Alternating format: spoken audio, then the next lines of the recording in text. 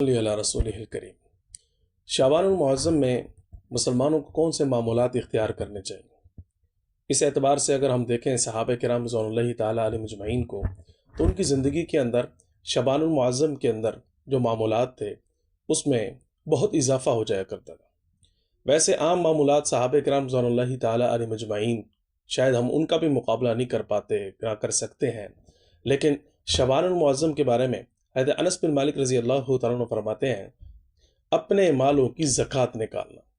یعنی سال بھر کا حساب و کتاب کرنے کے بعد جو ہے صحابہ کرام رضوان اللہ تعالیٰ علیہ مجمعین جو ہے رمضان المبارک کی آمد سے پہلے پہلے اپنے مال کے حساب و کتاب سے بھی فارغ ہو جایا کرتے تھے۔ جو اللہ رب العزت کا حق بنتا تھا، جو غرباء اور فقراء اور مساکین کا حق بنتا تھا زکوٰۃ کی صورت میں، عشر کی صورت میں، وہ سارا نکال کر اپنے آپ کو رمضان المبارک کے لیے فارغ کر لیا کرتے تھے۔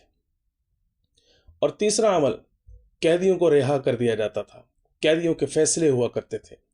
اور چوتھا عمل جو حضرت انس بن مالک رضی اللہ عنہ کی روایت سے ہمیں معلوم ہوتا ہے، وہ یہ ہے کہ جن قیدیوں کے اوپر حدود نافذ کرنی ہوتی تھیں ان کے اوپر حدود نافذ کر دی جاتی تھیں، تاکہ ان معاملات کو بھی اپنے انجام تک پہنچایا جائے۔ اور پانچواں عمل صحابہ کرام رضوان اللہ تعالیٰ علیہ مجمعین کے بارے میں جو احادیث سے ہمیں معلوم ہوتا ہے، وہ ہے قرضوں کے لین دین کا جو حساب و کتاب ہوتا ہے اسے بھی اپنے انجام کو پہنچایا کرتے تھے۔ اس کا بھی جو لین دین ہوتا تھا وہ بھی ختم کر دیا کرتے تھے۔ کسی سے کچھ لینا ہے تو اسے لیتے تھے، اور کسی کو کچھ دینا ہے تو اس کو دے کر اپنے آپ کو رمضان مبارک کے لیے فارغ کر لیا کرتے تھے۔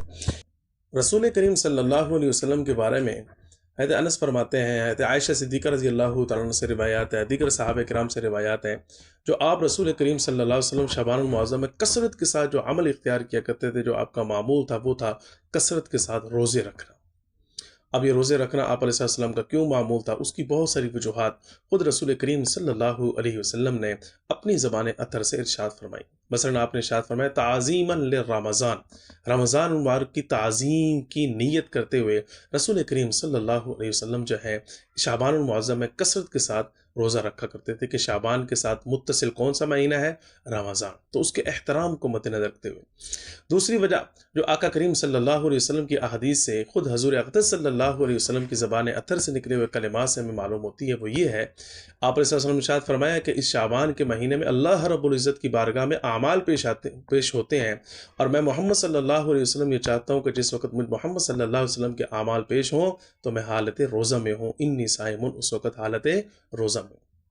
اور یہ بات ذہن میں رکھیں، بہت ساری روایات ہیں کہ جن روایات کے اندر اور احادیث کے اندر آتا ہے کہ اللہ رب العزت کی بارگاہ میں اعمال پیش ہوتے ہیں۔ مثال کے طور پر روزانہ کی بنیاد پر فجر کے ٹائم میں اور عصر کے ٹائم میں، اور اسی طریقے سے جو اگر 7 دنوں کے اعتبار سے احادیث کے مبارکہ کے اندر جو اوقات آتے ہیں، جو دن آتے ہیں، وہ ہے پیر کا دن اور جمعرات کے دن۔ لیکن شعبان المعظم میں رسول کریم صلی اللہ علیہ وسلم ارشاد فرما رہے ہیں خاص بندوں کے اعمال پیش ہو رہے ہیں۔ گویا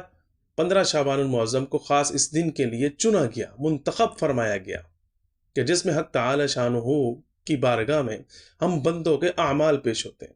تو چونکہ اعمال پیش ہوتے تھے، اس لیے آقا کریم صلی اللہ علیہ وسلم ارشاد فرما رہے ہیں کہ جس وقت میرے اعمال پیش ہوں تو میں پسند کرتا ہوں کہ میں اس وقت حالت روزہ میں ہوں۔ اور تیسری وجہ رسول کریم صلی اللہ علیہ وسلم کی احادیث مبارکہ سے یہ بات معلوم ہوتی ہے، یہ وجہ معلوم ہوتی ہے کہ حضور اقدس صلی اللہ علیہ وسلم جو ہے کثرت کے ساتھ شعبان المعظم میں کیوں روزہ رکھا کرتے تھے، تو اس کی تیسری وجہ یہ آتی ہے، آپ علیہ السلام نے ارشاد فرمایا کہ 15 شعبان المعظم میں ملک الموت کے حوالے ان لوگوں کے فہرست دے دی جاتی ہے کہ جس نے اگلے سال تک مرنا ہے اور جس نے اس دنیا کے اندر آنا ہے، پیدا ہونا ہے۔ تو اگر میری موت لکھی ہے، جناب محمد رسول اللہ صلی اللہ علیہ وسلم ارشاد فرما رہے ہیں، تو میں پسند کرتا ہوں کہ جس وقت میں اللہ رب العزت کی بارگاہ میں حاضر ہوں، میری روح حق تعالی شانہ کی بارگاہ میں حاضر ہو، تو اس حال میں حاضر ہو کہ میں روزے سے ہوں۔ بہرحال میرے بھائیوں، رمضان المبارک سے پہلے شعبان المعظم کے اس مہینے میں صحابہ کرام رضوان اللہ تعالیٰ علیہ مجمعین کے عمل سے اور حضور اقدس صلی اللہ علیہ وسلم کے طرز عمل سے جو چیز واضح ہوتی ہے، وہ یہ ہے کہ وہ اپنے آپ کو رمضان المبارک کے لیے فارغ کر لیا کرتے تھے۔ رمضان المبارک کا ایک جذبہ تھا، رمضان المبارک کے حوالے سے ایک فکر تھی، جو صحابہ کرام اور حضور اقدس صلی اللہ علیہ وسلم کی ان احادیث سے اور آپ کے اسوہ حسنہ سے اور آپ کے طرز عمل سے ہمیں یہ معلوم ہو رہی ہے۔ اس لیے ہم بھی اپنی زندگیوں کی ترتیبوں کو تھوڑا سا تبدیل کرنے کی کوشش کریں۔ ایک تابعی ہیں حضرت عبد الرحمن تابعی اس شخص کو کہا جاتا ہے جس نے صحابہ کرام رضوان اللہ تعالیٰ علیہ مجمعین سے پڑھا ہو، سیکھا ہو، ان کا دیدار کیا ہو، ان کی زیارت کی ہو، ان کی علمی مجالس کے اندر شرکت کی ہو، حالت ایمان میں ہی اس تابعی کا انتقال ہوا ہو، اس شخص کو تابعی کہا جاتا ہے۔ تو حضرت عبد الرحمن تابعی رحمۃ اللہ علیہ فرماتے ہیں، اللہ اکبر، بہت عجیب واقعہ ہے۔ حضرت عبد الرحمن تابعی رحمۃ اللہ علیہ کے پاس ایک شخص آیا اور آ کر سوال کرتا ہے، حضرت اگر آپ کو یہ بات معلوم ہو جائے کہ آپ کی زندگی کے صرف 2 دن باقی ہیں تو بتائیے آپ ان 2 دنوں کے اندر کیا کریں گے؟ آپ نے فرمایا کہ میں اپنی زندگی کے جو معمولات ہیں، میری زندگی کے اوقات کی جو ترتیب ہے، اس کے اندر کوئی بھی تبدیلی واقع نہیں کروں گا۔ تو پوچھنے والا سوال کرتا ہے، حضرت میں نے فلانے سے یہ سوال پوچھا، اس نے کہا میں تو مخلوق کو چھوڑ کر صرف خالق کے در پہ بیٹھ جاؤں گا۔ کسی نے کہا کہ میں اپنے گناہوں پر نادم ہوں گا، شرمندہ ہوں گا، توبہ کروں گا۔ کسی نے کیا کہا، کسی نے کیا کہا، کسی نے کہا میں اپنے قرضوں کی تفصیلات جو ہیں اس سے فارغ ہونے کی کوشش کروں گا۔ الغرض کسی نے کیا جواب دیا، کسی نے کیا جواب دیا، لیکن آپ یہ جواب دے رہے ہیں کہ آپ